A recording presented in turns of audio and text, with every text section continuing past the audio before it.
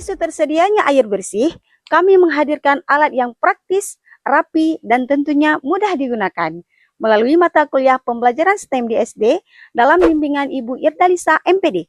Penasaran alat dan proses pembuatannya seperti apa? Mari saksikan video ini sampai selesai.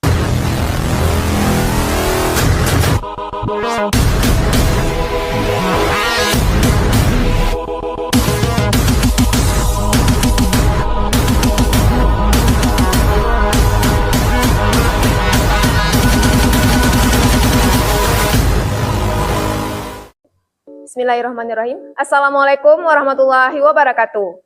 Perkenalkan, kami mahasiswa Pasca Sarjana dari Prodi Pendidikan Dasar yang tergabung dalam kelompok 4 di mata kuliah pembelajaran STEM di bawah bimbingan Ibu Dr. Irdalisa MPD.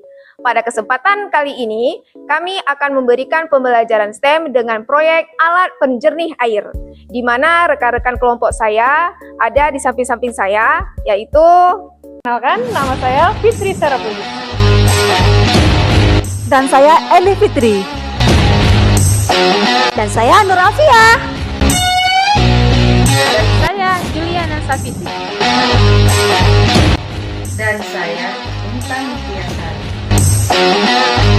dan saya Dian Anissa. Demikianlah perkenalan anggota-anggota kelompok kami. Sekarang mari kita saksikan.